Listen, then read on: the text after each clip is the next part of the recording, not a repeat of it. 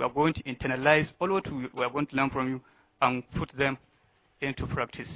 I would like to seize this unique opportunity to ask questions that has to do with the cattle rearing. Well, as I told you, I said I came from a Fulani background, but I'm not a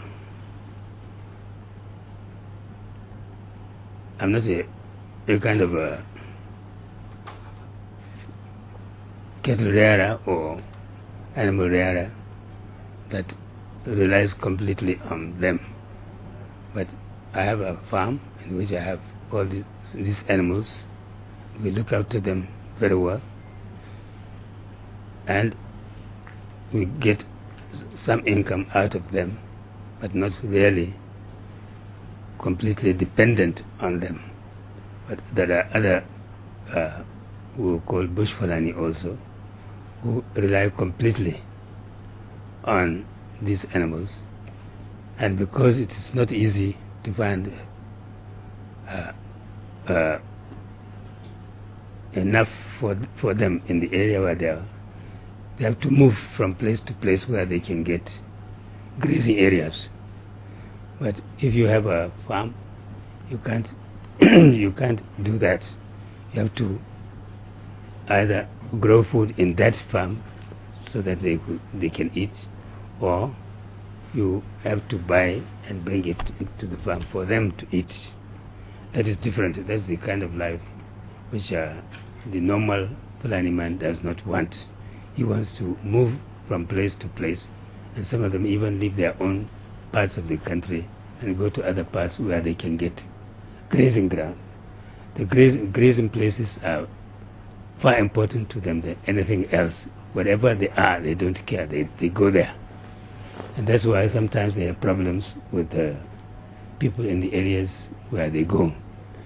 But it's getting less and less. People are getting more tolerant and more understanding, because they are all Nigerians, and everybody has got his own part to play, and also his own contribution to the economy of the country.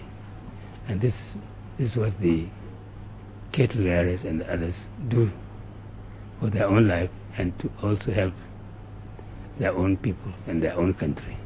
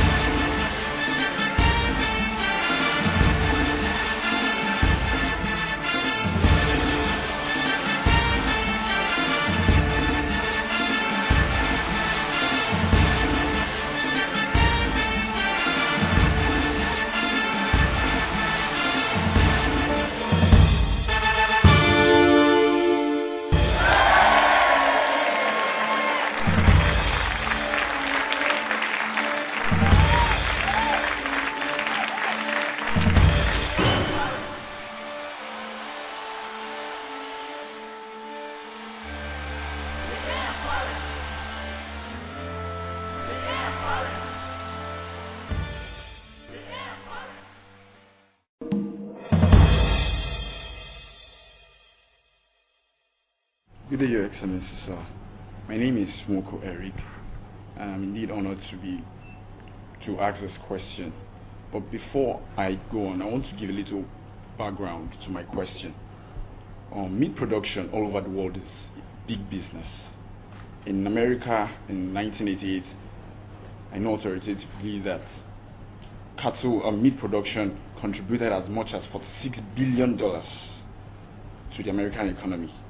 So I'm curious, why has the northern elite not been able to transform meat production and processing, so that it becomes a real, money earner for this country? Because I'm asking this question because part of our training here is to become entrepreneurs. So what has been the major bottleneck in transforming this lucrative venture in this country? They say Rome is not built in a day. We know what others are doing already in more advanced countries of the world. But we are coming also, and in future we will be in the same position as those that you have mentioned. It takes time and effort, and the effort we are making is to try and modernize our system of keeping animals. That will take time, and it also requires a lot of capital, which many of our cattle rearers don't have. But as we go on, we'll have this kind of thing. This is how you people can help, because you are educated, you are also interested in the national programs for development. You are not like a bush Fulani herdsman who does not even go to school, most of them. But you are highly educated, and you are there to teach them how to improve from what they are now to be bigger and bigger every day until they reach that stage which you have mentioned. We are looking forward to that situation ourselves, and we have the capacity. Only if our people can get more education, especially the herdsmen, we want them. And I think in many states, government is doing a lot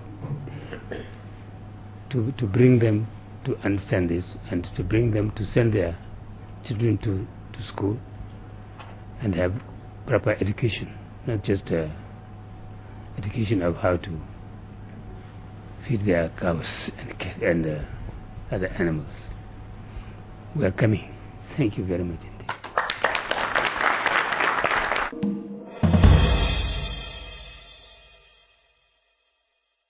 I'm meeting the former president, Alhaji Shehu Shagari. It was just like moving me from my living room in the house, seeing him there, like moving me from the living room in the house into the television, into the same environment. It was just like, although it was an interesting experience, but you could also see the composure, and that is one thing I also learned about like leaders, keeping their composure. My interface with Alhaji Shehu Shagari, the former president of Nigeria, was really inspiring, because it was good to know that he still retained some of the passion he had for agriculture back then. He still possesses some of that passion now, and he spoke very passionately about him being a Fulani traditional headsman, and he talked about his cows and how he still raises cows up till today, even at his age. And he also talked about the prospects for we youth in agriculture. My experience with him was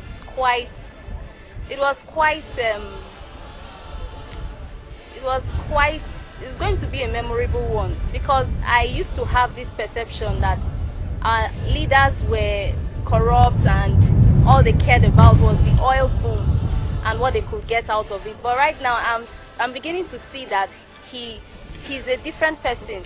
He said he loves farming, he loves the rural community, and he just prefers the rural to the urban areas. So when I heard such a comment from the former head of state, I was inspired also to get involved in producing in agriculture. Okay, my meeting here with the former president, man, it's someone that I adore. Man, it's just like a role model to me. The character, as in had the humor, as that he possesses, man, I so much admire that, and I think I can behave like him. Man, if I can behave like him, if I can act like him, the kind of composure he has and all that, even the time that he was in government, the way he takes issues and the way he addresses issues, man, I so much appreciate it. Meeting Shehu Shagari is the best thing that's happened in my life so far, because by my target and expectation, I was targeting to meet the first president in my lifetime, probably at 30, but here am I meeting it at 22.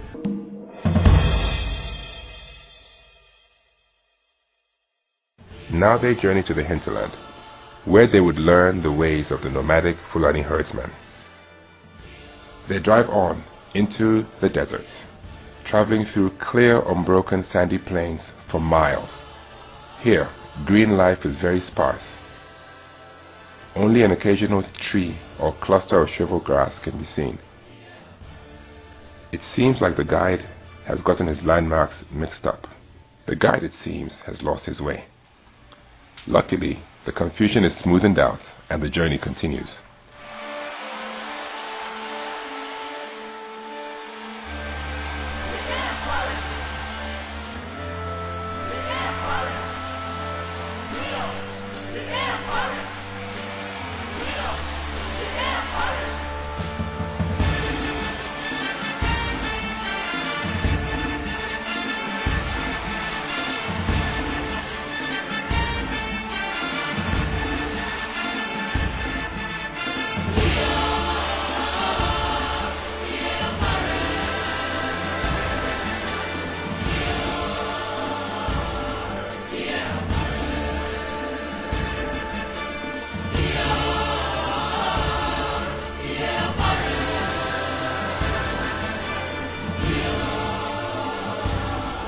Finally, they arrive. Binedi is in sight.